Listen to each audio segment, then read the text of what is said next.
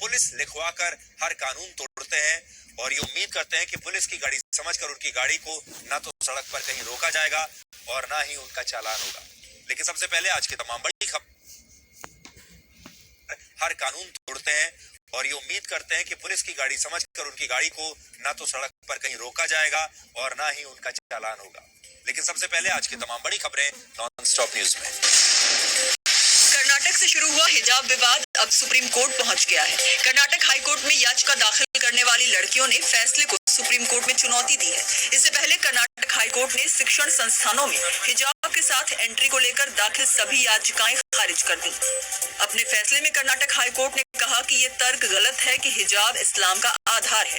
हिजाब नहीं पहनेंगे तो पापी नहीं हो जाएंगे। हिजाब ना पहनने से इस्लाम की महिमा कम नहीं होगी। याचिकाकर्ता तर्क नहीं दे पाए कि इस्लाम में हिजाब जरूरी है।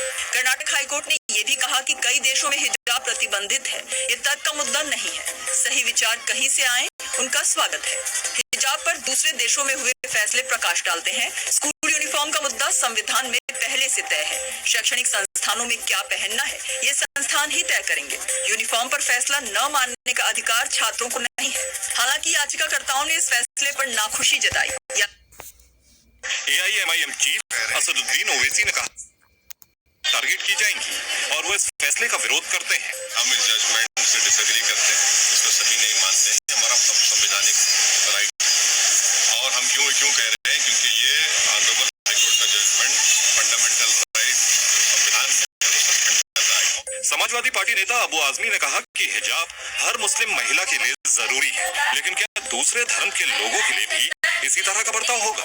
कि हमारे सिख भाइयों को पगड़ी पहनना जरूरी है। वो स्कूल में आए और उनको कहा जाए कि यूनिफॉर्म में पगड़ी नहीं है तो क्या उनकी पगड़ी उतारी जाएगी? बीजेपी नेता और केंद्रीय मंत्री मुख्तार अब्बास नकवी का कहना है कि देश संविधान से चलता है और कोर्ट का फैसला देश हित में है। हिजाब को लेकर के जो हमारा हंगामा था वो किस तरह से मुस्लिम लड़कियों को फॉर्मल एजुकेशन से बाहर किया जाए और उनको तालिबानी सोच के साथ उस जगह झोंक दिया जाए जहां पर कि फॉर्मल एजुकेशन न मिल पाए। बीजेपी संसदीय दल की बैठक में आज द कश्मीर फाइल्स फिल्म की चर्चा भी हुई। प्रधानमंत्री नरेंद्र मोदी ने खुद इसका जिक्र किया। उन्होंने कहा कि फिल्म में जो दिखाया गया है उस सत्य को दबाने की कोशिश हुई थी। पीएम मोदी ने कहा कि फ्रीडम ऑफ एक्सप्रेशन का झंडा लेकर घूमने वाली जमात इस फिल्म से बौखला गई है। मेरा विषय कोई फिल्म नहीं है। मेरा विषय है कि जो सत्य है उसको सही स्वरूप में देश के सामने लाना देश की भलाई के लिए होता है। प्रधानमंत्री नरेंद्र मोदी ने कहा कि कश्मीर फाइल्स जैसी फिल्में बनती रहनी चाहिए और जिन्हें लगता है कि फिल्म ठीक नहीं वो दूसरी फिल्म बनाए। एक विदेशी जब गांधी फिल्म बनाई और उसका पुरस्कार मिला तब जाके के दुनिया को पता चला गांधी इतने बड़े महान व्यक्ति। इमरजेंसी इतनी बड़ी घटना कोई फिल्म नहीं बना पाया क्योंकि सत्य को दबाने का लगातार प्रयास हुई हमारे देश में। प्रधानमंत्री मोदी के इस बयान पर कांग्रेस ने भी पलटवार किया है। कांग्रेस नेता हरीश रावत ने कहा कि अतीत की बातें लेकर सरकार अपनी जिम्मेदारियों से नहीं भाग सकती।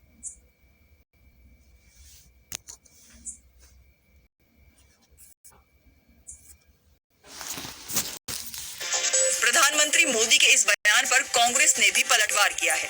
कांग्रेस नेता हरीश रावत ने कहा कि अतीत की बातें लेकर सरकार अपनी जिम्मेदारियों से नहीं भाग सकती। ये कुछ लोग हैं जो इस तरीके के चीजों को उभाड़ करके ये समझते हैं कि वो बहुत बड़ा हित कर रहे हैं। 9 मार्च को भारत की ओर से गलती से एक खाली मिसाइल फायर होने के बाद पाकिस्तान में खलबली मची हुई है। एयर डिफेंस सिस्टम की नाकामी का ठीकरा फोड़ते हुए पाकिस्तान ने एयरफोर्स के वाइस चीफ और 2 एयर मार्शल्स को बर्खास्त कर दिया। एयर डिफेंस की नाकामी का ठीकरा डिटेक्शन सेंटर और रिस्पांस एक्शन टीम पर फोड़ा गया। पाकिस्तान की हुकूमत औपचारिक तौर पर अपना विरोध दर्ज कराने के साथ इस मुद्दे का अंतर्राष्ट्रीयकरण करने की भी कोशिश में जुटी हुई है।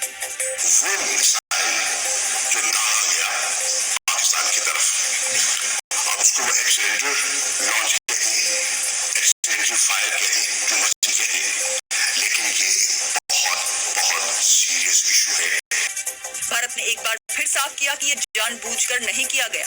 रक्षा मंत्री राजनाथ सिंह ने संसद में बयान देकर सारी दुनिया को बताया कि मिसाइल अनजाने में पाकिस्तान तक पहुंच गई और इस मामले की जांच का भरोसा भी दिया गया। सभापति महोदय, मैं सदन को सूचित करना चाहता हूं कि सरकार ने इस घटना को बहुत ही गंभीरतापूर्वक लिया है और इसके लिए एक औपचारिक उच्च स्तरीय जांच के आदेश भी दे दिए गए हैं।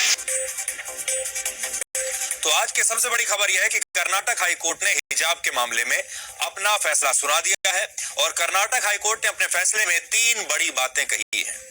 पहली बात, हिजाब इस्लाम धर्म का अनिवार्य हिस्सा नहीं है, इसलिए मुस्लिम छात्राएं हिजाब पहनने की कानूनी मान्यता हासिल नहीं कर सकती। अदालत ने यह भी बताया है कि जिन 6 मुस्लिम छात्राओं ने इस मामले में याचिका दायर की थी, वो इस बात को किसी भी रूप में साबित नहीं कर पाई कि उन्हें शुरुआत से ही उनके स्कूलों में हिजाब पहनने की इजाजत मिली हुई थी। अदालत ने इन मुस्लिम छात्राओं की उस दलील को भी खारिज कर दिया जिसमें इन्होंने कहा था कि अगर वो बिना हिजाब के स्कूलों में पढ़ती हैं तो इस्लाम धर्म का अपमान होगा और इससे इस्लाम धर्म का महत्व कम हो जाएगा। बल्कि कोर्ट ने ये कहा कि अगर ये मुस्लिम छात्राएं हिजाब नहीं पहनेंगी तो इससे इस्लाम धर्म खतरे में नहीं आएगा। दूसरी बात, अदालत ने ये कही है कि स्कूलों और कॉलेजों में यूनिफॉर्म की व्यवस्था कानूनी तौर पर जायज है और इससे संविधान में दिए गए अभिव्यक्ति की आजादी के अधिकार का उल्लंघन नहीं होता। यानी जो मुस्लिम छात्राएं स्कूलों में हिजाब पहनने को अपना संवैधानिक अधिकार बता रही थीं, उसे कोर्ट ने खारिज कर दिया है। इस फैसले में स्पष्ट रूप से बताया गया है कि संविधान में नागरिकों को जो मौलिक अधिकार दिए गए हैं वो असीमित नहीं है, अनलिमिटेड नहीं है और सरकार चाहे तो वो उचित प्रतिबंध कभी भी लगा सकती है। और तीसरी बात, अदालत ने कर्नाटक सरकार के उस सर्कुलर को सही माना है जिसे 5 फरवरी को लागू किया था। तब इस सर्कुलर के तहत सरकार ने उन सभी शिक्षण संस्थानों में हिजाब पहनने पर रोक लगा दी थी जहां छात्रों के लिए यूनिफॉर्म तय की गई है। मैं आज हाई कोर्ट के फैसले की कॉपी अपने साथ लेकर आया हूं और इसमें क्या बड़ी बातें लिखी हैं आपको पढ़कर सुनाता हूं। लेकिन जब तक मैं आपको ये बातें पढ़कर सुनाता हूं, एक सवाल अपने दिमाग में रखिएगा कि क्या हाई कोर्ट का फैसला अब हमारे देश के लोगों को मान्य नहीं है? क्या इस फैसले को नहीं माना जाना चाहिए? और वो लोग कौन हैं जो ये कह रहे हैं कि हाई कोर्ट के इस फैसले को हम नहीं मानते? इस पर आप सोचिए, तब तक मैं आपको बताता हूं। देखिए, ये हाई कोर्ट का फैसला है। हाई कोर्ट किसी भी राज्य की सबसे बड़ी कोर्ट होती है, उससे ऊपर एक ही अदालत है, सुप्रीम कोर्ट। और अब ये मामला सुप्रीम कोर्ट में भी आ गया है। लेकिन आज हाई कोर्ट ने क्या कहा है, देखिए, there is absolutely no material placed on record to prima facie show that wearing of hijab is a part of an essential religious practice in Islam. It is not that if the alleged practice of wearing hijab is not adhered to, those not wearing hijab become by Muslim women does not form hijab को इस्लाम का जो religious practice का हिस्सा है, अदालत ने लिखी है, वो भी आपको बताता हूं।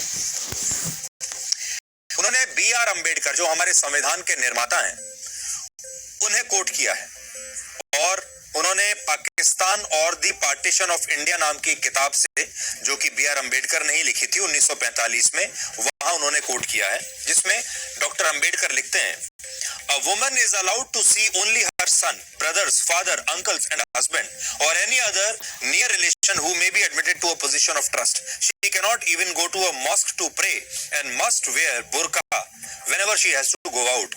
These burqa women walking in the streets is one of the most hideous sights one can witness in India. ये B.R. अम्बेडकर के विचार हैं और वो ये कह रहे हैं कि जब वो किसी बुर्का पहने हुए किसी महिला को देखते हैं तो उन्हें वो इसका विरोध करते हैं, वो बुर्के का विरोध करते थे। Being completely secluded from the outer world, they engage their minds in petty family quarrels with the result that they become narrow and restrictive in their outlook. They cannot take part in any outdoor activity and are weighed down by a slavish mentality and an inferiority complex. Parda women in particular becomes helpless, timid.